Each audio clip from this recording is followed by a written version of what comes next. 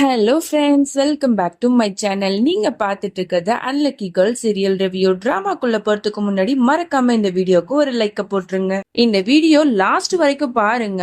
இந்த வீடியோல முக்கியமான ஒரு விஷயம் நடக்க போகுது, ஒரு பெரிய சம்பவமே நடக்க போகுது அப்படின்னு தான் சொல்லணும்.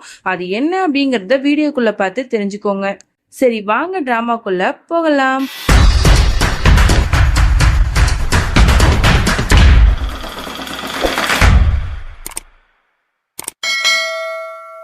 ஸ்டார்டிங் சீன்ல குணால் வந்து நந்தினியை தேடி அவளோட வீட்டுக்கே வந்திருப்பான். அந்த வீட்டுக்கு போன உடனே அவனுக்கு பயங்கர ஷாக்கா இருக்கும்.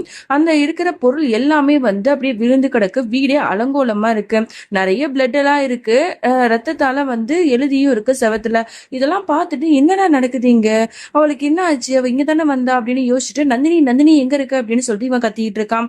இவன் எங்க பார்த்தாலும் தேடி பார்த்துட்டு இருக்கான். ஆனா நந்தினியை எங்கேயுமே காணல. அதுக்கப்புறம் பால்கனி கிட்ட இவ பயந்து நடுங்கிக்கிட்டு என்னை விட்டுருங்க என்னை விட்டுருங்க, நான் எந்த தப்பு பண்ணல அப்படின்னு சொல்லிட்டு பயந்து நடுங்கிட்டு இருக்கா. உடனே இவனை பார்த்த உடனே நந்தினி என்னமாச்சு, இதுக்கு இப்படி பயந்துட்டு இருக்க, அப்புறம் உன் ஃபீஸ் எல்லாம் எப்படி ரத்தமாச்சு, என்னாச்சு என்னாச்சு அப்படின்னு சொல்லிட்டு இவன் பதட்டமா கேட்கிறான். தயவு செஞ்சு என்னை விட்டுருங்க, பிளீஸ் என்னை விட்டுருங்க, நான் எந்த தப்புமே பண்ணல அப்படின்னு சொல்லி இவ ரொம்ப வந்து பயந்து பயந்து அழுதுட்டு இருக்கா. அப்பதான் இவன் புரிஞ்சுக்கிறான், பிளட்டால வந்து நாங்க நிறைய எழுதி இருந்துச்சு அதனால தானோ அப்படின்னு சொல்லிட்டு அந்த ரத்தத்தால இருக்கிற எல்லாத்தையுமே வந்து தண்ணி ஊத்தி ஃபுல்லா கிளீன் பண்ணிட்டு அதுக்கப்புறம் நந்தினி பக்கத்துல போறான். நந்தினி, நீ ஒன்றும் பயப்படாத, அங்க இருக்கிற எல்லாத்தையுமே நான் வந்து கிளீன் பண்ணிட்டேன். இப்போ வந்து நீ சேஃபா தான் இருக்க, நான் உன் கூட இருக்கேன், நீ பயப்படாத, நம்ம 2 பேரும் மட்டும் தான் இங்க இருக்கோம், வாமா போலாம் அப்படின்னு சொல்லிட்டு அக்கறையா அவளை பாசமா வந்து அவ கையை பிடிச்சு கூப்பிடுறான். அவளை ஃபுல்லா வந்து ஷாலால கவர் பண்ணிட்டு அவளை கூட்டிட்டு போறான். இவளும் பயத்துல அவனை ஹக் பண்ணிட்டு அந்த இடத்த விட்டு போறா. இங்க அப்படியே மௌலியை தான் காட்டுறாங்க. அவனோட தம்பிக்கு வந்து அங்க கல்யாணம் நடந்துட்டு இருக்கு.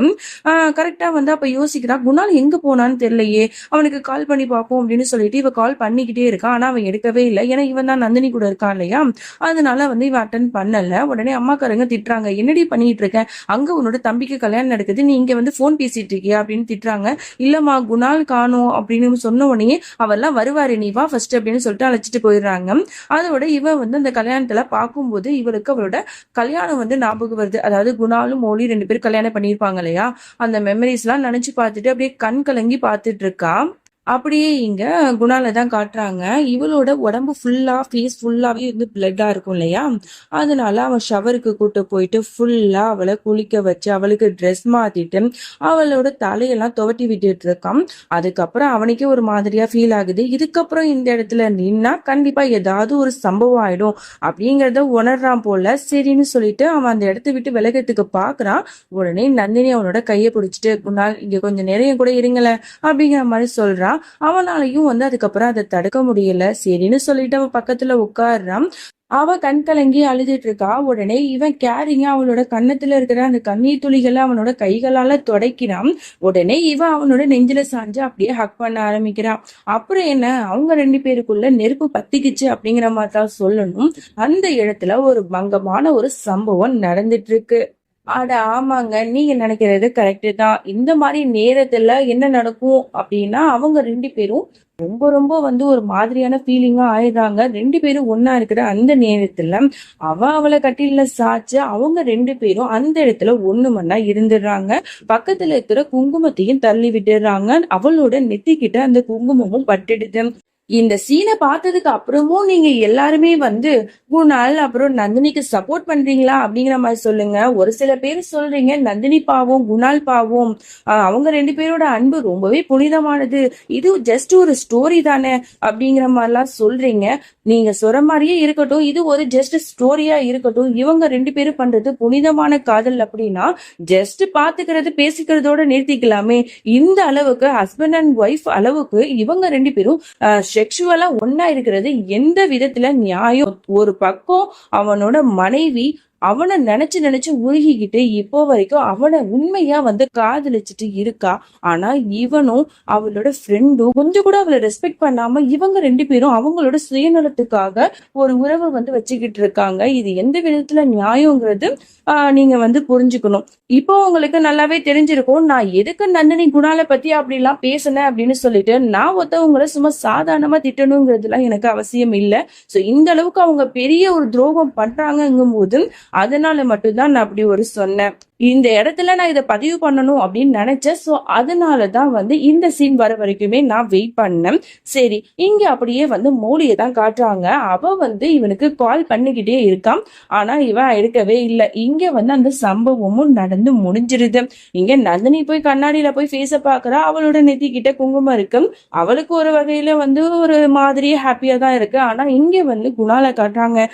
அவன் அப்படியே அவளோட தலையில கைய வச்சுட்டு, ஐயோ நம்ம எவ்வளவு பெரிய தப்பு பண்ணிட்டோம், நம்ம மௌலிக்கு வந்து துரோகம் பண்ணிட்டோமே, நம்மளோட எமோஷனலை கட்டுப்படுத்தி வச்சிருந்திருக்கணும், இப்படி ஒரு சம்பவம் நடந்திருக்க கூடாது, இது எவ்வளவு பெரிய தப்பு அப்படிங்கறத அவன் ரியலைஸ் பண்ணி ரொம்பவே வருத்தப்பட்டு இருக்கா. அப்ப அந்த இடத்துக்கு வந்து நந்தினியும் வந்து வரான். அவளை பார்த்த உடனே உடனே வந்து அவனும் சமாதானம் ஆயிட்டு ஓகே இதுக்கப்புறம் போலாம் அப்படின்னு நினைச்சிருப்பான் போல. அவனோட நெத்தில கிஸ் பண்ணிட்டு, சரிம்மா நான் வந்து கொஞ்சம் லேட்டா நான் வரேன், சரியா நீ பத்திரமா இருந்துக்க நான் போறேன் அப்படின்னு சொல்லிட்டு அவன் வந்து அங்கிருந்து போறான். அப்ப அவனோட போனை மிஸ் பண்ணிருப்பான் போல. உடனே நந்தினி போனை எடுத்து கொடுக்குறான். அதை வாங்கிட்டு பாய் சொல்லிட்டு அந்த இடத்த விட்டு போறான். இங்க வந்து மௌலியை தான் காட்டுறாங்க. தன்னோட புருஷன்கார வீட்டுக்கு வந்தோடனே அவனை கையை பிடிச்சு உட்கார வச்சு பாசமா அவன்கிட்ட பேசிட்டு இருக்கா. குணால் நீ எங்க போன, உனக்கு நான் இவ்வளவு தடவை கால் பண்ண தெரியுமா, என்னோட தம்பி கல்யாணத்துல நீ தானே முன்னாடி நின்று எல்லாத்தையும் பண்ணணும், நீயும் காணும் அந்த இடத்துல நந்தினியையும் காணும், 2 பேருக்கும் மாத்தி மாத்தி கால் பண்ண, 2 பேருமே அட்டன் பண்ணல. அப்புறம் எனக்கு ரொம்பவே எமோஷனலா ஆயிடுச்சு தெரியுமா, அந்த இடத்துல என்னோட தம்பி கல்யாணம் தான் நடந்துச்சு, ஆனா அந்த இடத்துல நம்ம 2 பேரும் கல்யாணத்துல என்னெல்லாம் நடந்துச்சோ அது எல்லாமே என் கண்ணுக்குள்ள ஓடிட்டு தான் இருந்துச்சு. நம்ம 2 பேரும் எவ்வளவு காதலிச்சோம்ல, எந்த அளவுக்கு நம்ம அன்பாவும் பாசமாவும் இருந்தோம், நம்மளோட கஷ்டம் துக்கம் எல்லாத்தையும் ஒன்னா ஷேர் பண்ணிக்கிட்டோம். நம்மள மாதிரி ஒரு பெஸ்ட் ஹஸ்பண்ட் அண்ட் ஒய்ஃப் இந்த வேர்ல்ட்லயே இருக்க மாட்டாங்க, முன்ன மாதிரி ஒரு பூச்ச கணிக்கிறதுக்கு நான் தான் கொடுத்து வச்சிருக்கணும் அப்படிங்கிற மாதிரிலாம் அவனை புகழ்ந்து பேசிட்டு இருக்கான். இதெல்லாம் கேட்க கேட்க அவனுக்கு ரொம்ப ரொம்ப ரொம்ப ரொம்ப கில்ட்டியா ஃபீல் ஆகுது. உடனே அவனுக்கு என்ன பண்றதுன்னே தெரியல, ரொம்ப வந்து வருத்தப்பட்டு ஃபீல் பண்றான். இப்ப ஃபீல் பண்ணி என்ன பிரயோஜனம், அந்த ஒரு விஷயம் நடக்கிறதுக்கு முன்னாடி ஒரு செகண்ட் நம்ம யோசிச்சிருக்கலாம் அப்படிங்கிற மாதிரி தான் நமக்கு தோணுது. அதோட மௌலி வந்து ஏதோ ஒரு ஃபங்க்ஷனுக்கு வந்து அவனை கூட்டிட்டு போறான். சோ அதனால இவன் வந்து நந்தினி வீட்டுக்கு வர முடியாதுங்கிறத இன்ஃபார்ம் பண்றான். சாரி நந்தினி, இன்னைக்கு வந்து உங்க கூட என்னால ஸ்டே பண்ண முடியாது, சோ அதனால நாளைக்கு வந்து ஒரு கார்டன் மாதிரி ஒரு இடத்துல வந்து நம்ம மீட் பண்ணலாம் அப்படிங்கிற மாதிரி சொல்றான். ஓகே அப்படின்னு சொல்லி இவ்வளவு ஹாப்பியா இருக்கான். நாளைக்கு எப்படா வரும், அவனை நம்ம எப்ப மீட் பண்ணுவோம் அப்படின்னு சொல்லிட்டு வெயிட் பண்ணிட்டு இருக்கான். அதோட அடுத்த நாளும் ஆகுது. அவனுக்காக இவ ரொம்பவே எக்ஸைட்டிங்கா வெயிட் பண்ணிட்டு இருக்கா. அந்த இடத்துக்கு குணாலும் வந்துடுறான். குணால பார்த்த இவளுக்கு அவ்வளவு சந்தோஷமா இருக்கு. அப்படி பார்த்து அப்படி ஸ்மைலிங் ஃபேஸோட பார்த்துட்டு இருக்கா. அந்த குணாலுக்கு வந்து ஃபேஸ்ல வந்து கொஞ்சம் கூட ஸ்மைலே இல்லை. அவன் ஒரு மாதிரி கூனி குறுகி வெக்கப்பட்டு அப்படி கீழே குனிஞ்சு வந்துட்டு இருக்கான். இதை பார்த்த உடனே அவளுக்கு புரிஞ்சு போயிடுது, இவனுக்கு வந்து ஏதோ ஒரு பிரச்சனை போல, இவன் ரொம்ப ஃபீல் பண்றானோ அப்படிங்கிற மாதிரி இவ யோசிக்க ஆரம்பிக்கிறான். அதோட 2 பேரும் பக்கத்துல வந்த உடனே நந்தினி வந்து சொல்ல ஆரம்பிக்கிறா, என்னாச்சு குணால், நடந்த சம்பவம் அதை பத்தி தான் நீங்க யோசிச்சுட்டு இருக்கீங்களா, அந்த வந்து நம்மளே அறியாம நடந்த விஷயம், நம்ம 2 பேரும் எமோஷனலா இருக்கும்போது அந்த மாதிரி இருந்துட்டோம், அது தப்பு தான், நீங்க வந்து ரொம்ப கில்ட்டியா இருக்கீங்கன்னு நினைக்கிறேன், எனக்கு என்னமோ இதுக்கப்புறம் நம்ம 2 பேரும் ஒன்னா இருக்கிறது உங்களுக்கு விருப்பம் இல்லைன்னா சொல்லிடுங்க, நான் உங்களை கட்டாயப்படுத்தவே மாட்டேன், உங்களை விட்டு நான் நிரந்தரமா விலகி போயிடுறேன் அப்படின்னு சொல்லிட்டு அந்த இடத்த விட்டு பாக்குறான். உடனே இவ விடுவானா, அவ கையை பிடிச்சிட்டு அதெல்லாம் ஒண்ணும் இல்லை, இப்ப எதுக்கு நீ இந்த மாதிரிலாம் திங்க் பண்ணிட்டு இருக்க, நேற்று நடந்த அந்த விஷயம் வந்து எனக்கு ஒரு மாதிரி மைண்ட்ல ஓடிக்கிட்டே இருந்துச்சு, அதனாலதான் எனக்கு வந்து பழைய மாதிரி இருக்க முடியல, ஆனா உன்னையும் என்னால விட்டு கொடுக்க முடியாது, நீ வந்து என் கூட எப்பவுமே இருக்கணும்னு தான் நான் நினைப்பேன், உன்னை யாருக்காகவும் விட்டு கொடுக்க மாட்டேன் அப்படின்னு சொல்லிட்டு அவளை ஹக் பண்ணிட்டு நிக்கிறான். 2 பேரும் இந்த மாதிரி ரொம்ப ரொமான்டிக்கா ஹக் பண்ணிட்டு இருக்கிறது எல்லாத்தையுமே தூரத்துல இருந்து அந்த சைக்கோ பையனும் பாத்துடுறான்.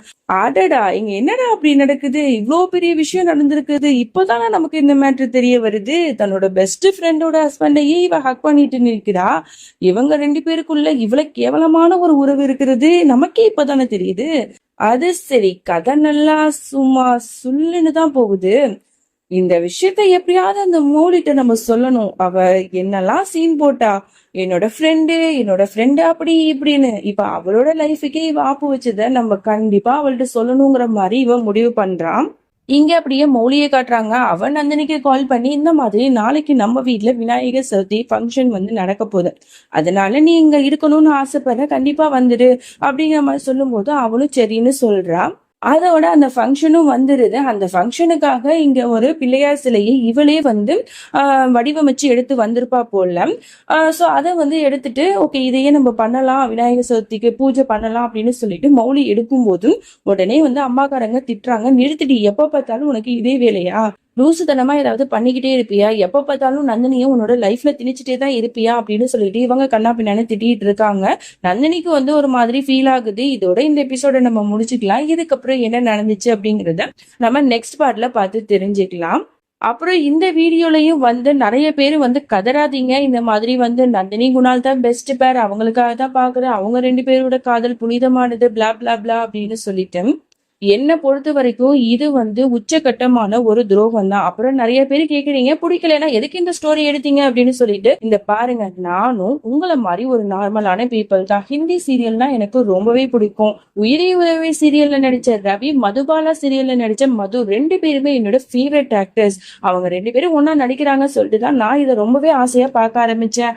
ஆனா இவ்வளவு ஒஸ்டா இருக்கும்னு நான் எதிர்பார்க்கல. ஆனா கதை வைஸ் எல்லாருமே வந்து இந்த டிராமால எல்லாம் நல்லா தான் நடிச்சிருக்காங்க.